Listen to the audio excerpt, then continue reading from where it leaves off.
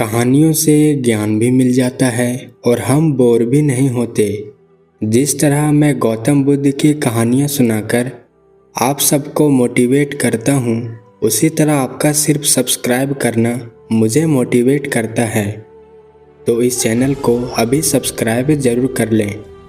तो चलिए कहानी शुरू करते हैं। बुद्ध का संग सभी के लिए खुला रहता था।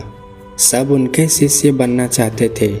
कुछ लोगों को तो बुद्ध सीधे अपने संग में शामिल कर लेते थे, तो कुछ को कहते थे कि तुम एक दिन शमशान में जाकर रहो। इसी प्रकार एक आदमी बुद्ध के पास आया और कहा कि मुझे आपका शिष्य बनना है। बुद्ध ने उस आदमी को कहा कि तुम्हें मेरा शिष्य बनने के लिए एक पूरा दिन शमशान में बिताना होगा और तुम वहाँ जो कुछ भी सीखोगे मुझे आकर बताओगे। उसके बाद ही तुम संग में शामिल हो पाओगे। वो आदमी यह सुनकर घबरा गया। उसने बुद्ध से कहा कि दिन में तो ठीक है, लेकिन रात में शमशान में रहना बहुत खतरनाक है। बुद्ध ने कहा, कैसा खतरा? आदमी ने कहा, अरे वहाँ तो भूत प्रेत भी होंगे, वो मुझे पकड़ लेंगे तो। बुद्ध ने कहा, क्या तुमने भूत प्रेत देखे हैं? आदमी ने कहा, नहीं, पर मैंने सुना है और कुछ लोगों को देखा है जिसमें भूत आ जाते हैं। वो अजीब अजीब हरकतें करने लगते हैं। जिस पर बुद्ध ने कहा, तो तुम्हारे पास यह सुनहरा अवसर है यह जानने का कि भूत प्रेत होते हैं या नहीं होते हैं। तुम वहाँ सिर्फ एक रात गुजारो और फिर विश्लेषण करके बताना कि भूत प्रेत होते हैं या नहीं होते हैं। अगर तुम्हें वो मिल गए तो तुम उनका विश्लेषण करना कि वो कैसे होते हैं, और अगर नहीं मिले तो तुम ये भी जान जाओगे कि वो नहीं होते हैं। तुम घबराना मत। वहाँ जो भी घटना होगी तुम आकर अगले दिन मुझे बताना। आदमी ने कहा, ठीक है बुद्ध, अगर आप कहते हैं तो मैं एक पूरा दिन और रात शमशान में गुजार लूँगा। बुद्ध ने कहा, तो फिर ठीक है, अभी तुम आश्रम में आराम करो और कल सुबह होते ही शमशान के लिए निकल जाना। बुद्ध ने अपने 4 शिष्यों को कहा कि ये आदमी कल शमशान जाएगा, तुम उसके पीछे जाना और उस पर नज़र रखना, उसका ध्यान रखना, पर याद रहे उसे ये बात पता न चलने पाए कि तुम उसका पीछा कर रहे हो। अगले दिन वो आदमी बुद्ध के पास गया और बोला, जैसा आपने कहा था मैं शमशान के लिए निकल रहा हूँ। बुद्ध ने उस आदमी से कहा, ठीक है, अब तुम जा सकते हो। वो आदमी शमशान के लिए निकल गया। अगले दिन वो आदमी बुद्ध के पास आया। बुद्ध उसे देखकर मुस्कुराए और बोले, तुमने एक पूरा दिन वहाँ पर गुजारा, तुमने क्या देखा और क्या सीखा? आदमी ने कहा, मैं वहाँ सुबह सुबह गया था। कुछ देर बाद मैंने देखा कि कुछ लोग एक अर्थी लेकर आ रहे हैं। कुछ लोग सामान्य थे तो कुछ लोग बेहद खुश थे। उस बुजुर्ग के बेटे ने अपने पिता के चिता को उसके बाद अग्नि दी। वो सब वहाँ पर कुछ देर तक खड़े रहे। उसके बाद एक एक करके सब लोग वहाँ से जाने लगे। थोड़ी देर बाद वहाँ 2 और अर्थी आई, जिसमें एक अर्थी किसी अमीर आदमी की थी जो बहुत सजी हुई थी, उसमें बहुत सारे लोग थे, जबकि दूसरी किसी गरीब आदमी की थी जो बेहद साधारण थी, उसमें थोड़े बहुत लोग थे। अमीर आदमी की चिता चंदन की लकड़ी पर जलाई गई, जबकि गरीब आदमी की साधारण लकड़ी पर। पहले अमीर आदमी का चिता जलाया गया क्योंकि वो अमीर था, जबकि बाद में गरीब आदमी की। थोड़ी देर बाद दोनों आदमी की चिता को जला दिया गया। उसके बाद सब लोग वहाँ से चले गए, लेकिन मैं वहीं पर खड़ा उसे देखता रहा। बुद्ध ने कहा, तुमने उनकी चिता को देखकर क्या समझा? आदमी ने कहा, बुद्ध, दोनों की चिता एक समान थी। दोनों का शरीर उस चिता में जल भी एक समान रहा था। उसके बाद दोनों उसमें जल गए। अंतिम में जो बचा ये भी एक जैसा ही था। उसमें कुछ भी अलग नहीं था। हे बुद्ध, उसके बाद वहाँ एक स्त्री की अर्थी आई। उस स्त्री का पति बेहद दुखी था और वहाँ आए सभी लोग भी काफ़ी दुखी थे। वो सभी उसके पति को सांत्वना दे रहे थे। उसमें मैंने देखा कि बहुत लोग काफ़ी ज्ञानी थे। वो ज्ञान की बातें कर रहे थे। वो सब महाज्ञानी कह रहे थे कि यहाँ तो एक न एक दिन सबको ही आना है। जीवन हमें ज्ञानता और परोपकार से जीना चाहिए। किसी को कभी भी कष्ट नहीं देना चाहिए। धन के पीछे हमेशा भागकर कुछ नहीं होता है। अंतिम में हम सबको एक दिन शमशान में ही जाना होता है। उसके बाद वहाँ कोई नहीं आया और मैं पूरी रात वहीं पर रहा और अगली सुबह आपके पास आ गया। बुद्ध ने कहा, क्या तुम्हें वहाँ कोई भूत प्रेत दिखा? आदमी ने कहा, नहीं, मुझे वहाँ कोई भूत प्रेत नहीं दिखा। पूरी रात मैं अपने आप से डरता रहा, पत्तों से डरता रहा, जानवरों की आवाज़ों से डरता रहा। यह सुनकर बुद्ध ने उस आदमी से कहा, ठीक है, अब तुम जाओ और आश्रम में जाकर आराम करो। कल फिर एक दिन और रात के लिए तुम्हें शमशान में जाना होगा। वो आदमी यह सुनकर बोला कि आप कैसी बातें कर रहे हैं? आपके कहने पर आज मैं पूरा दिन वहाँ रुका।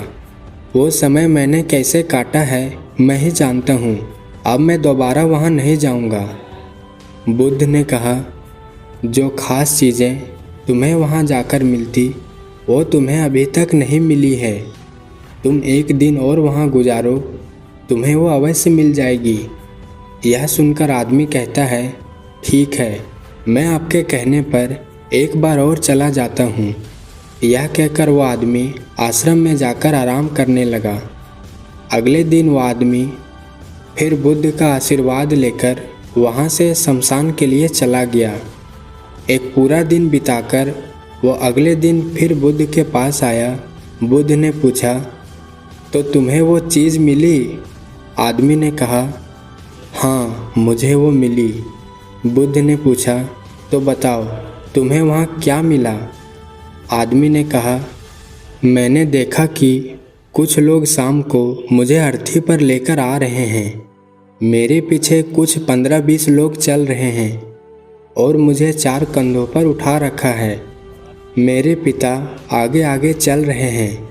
कुछ लोग मेरे ऊपर फूल फेंक रहे हैं और मेरे कुछ रिश्तेदार मेरे पीछे चल रहे हैं। वो लोग बेहद दुखी थे। मेरे पिता और भाई भी बहुत दुखी है। कुछ लोग उनमें से दुखी होने का नाटक कर रहे हैं तो कुछ लोग मेरे पिता को सांत्वना दे रहे हैं। वहीं दूर खड़ा मेरा भाई बेहद दुखी है। कुछ लोग उसे सांत्वना देकर बोल रहे हैं कि तुम ही अब सबके इकलौते वारिस हो। तो कुछ लोग कह रहे हैं कि ये गलत हुआ, वो लड़का तो अभी जवान था, अभी तो उसने कुछ देखा भी नहीं था और उसके साथ ऐसी घटना हो गई। तभी मुझे अर्थी पर लेटा दिया गया और सारा क्रियाकर्म खत्म किए जाने लगा। मैं ये सब अर्थी पर लेटे देख रहा था। मैंने उस अर्थी से उठना चाहा, लेकिन मैं उठ नहीं सका। मैं सांस लेना चाहता था, लेकिन सांस भी नहीं ले पा रहा था, क्योंकि मेरे अंदर सांस ही नहीं थी। मैं अपने पिता को गले लगाना चाहता था, लेकिन मैं उठ नहीं सकता था। मैं अपने भाई को गले लगाना चाहता था, उसे कहना चाहता था कि तुम माता पिता का ध्यान रखना, लेकिन मैं बस लेटा लेटा सब कुछ देख सकता था, लेकिन कुछ कर नहीं सकता था। उसके बाद मेरी चिता पर लकड़ियाँ सजाई जा रही थी और मुझे उस चादर के पार कुछ दिखाई नहीं दे रहा था। फिर उसके बाद मुझे गर्मी महसूस होने लगी। फिर मैंने देखा कि मुझे जलाया जा रहा है। मेरे हाथ पैर जलने लगे हैं। मेरी हड्डियाँ, खाल सब जलने लगा था। धीरे धीरे अग्नि और ज़्यादा बढ़ गई थी। मैं वहाँ से उठना चाहता था। मेरा दम घुट रहा था। मैं सांस लेना चाहता था, लेकिन मैं ऐसा कुछ नहीं कर पा रहा था। मैं उस अग्नि में पूरी तरह खो गया। मैं पूरी रात खुद को ऐसे ही जलता हुआ देखता रहा। मैंने देखा कि अंतिम रूप में मेरे पास केवल राख ही बची हुई थी। उस पूरी रात ना तो मैं डरा, ना ही मुझे डर का एहसास हुआ। पता नहीं मैं पूरी रात कहाँ खोया हुआ था और सुबह होते ही मैं आपके पास आ गया। बुद्ध मुस्कुराए और बोले कि अब तुम संघ में शामिल हो सकते हो, और वास्तव में ध्यान और ज्ञान होने के लिए ध्यान का बीज अंदर होना ज़रूरी है। वो बीज तुम्हें वहाँ कल रात मिला, जब तुमने जाना कि वहाँ सब कुछ निछावर है। इस दुनिया में सभी आदमी शमशान में जाने के बाद यह तो देख लेते हैं कि सभी को वहाँ जाना है, लेकिन जैसे ही वहाँ से बाहर निकलते हैं वो सब कुछ भूल जाते हैं और फिर अपनी ज़िंदगी वैसे ही जीने लगते हैं, वैसे ही कर्म करने लगते हैं, वैसे ही अधर्म करते हैं, वैसे ही लालच करते हैं और वैसे ही क्रूरता दिखाने लगते हैं। और जैसे ही शमशान में जाते हैं सब धार्मिक हो जाते हैं। पहली बार जब तुम शमशान में गए तो तुम भी उन्हीं ज्ञानी आदमियों की तरह थे, जैसे कि वहाँ सभी महाज्ञानी आदमी आते हैं। और जैसे ही तुम दोबारा वहाँ गए और आज वापस आए तो तुम्हारे अंदर भी ज्ञान का बीज उत्पन्न हो गया था। हम तब तक जीवन को नहीं समझ सकते जब तक हम मृत्यु को नहीं जानते। जो आदमी बीमार है वो स्वस्थ के महत्व को समझ सकता है। जो ध्यान का बीज तुमने कल रात पाया, अब उसे तुम्हें लक्ष्य बनाना है, और ऐसा विशाल लक्ष्य तुम्हारे अंदर उत्पन्न होगा जो सभी को ध्यान की छाँव से परिपूर्ण कर देगा। तो दोस्तों, अगर ये कहानी आपको ज्ञानवर्धक लगी तो इसे अपने दोस्तों, मित्रों और रिश्तेदारों के साथ साझा ज़रूर करें और हमारे चैनल को सब्सक्राइब करना ना भूलें। तो मिलते हैं अगले किसी कहानी में, तब तक के लिए अपना ख्याल रखें।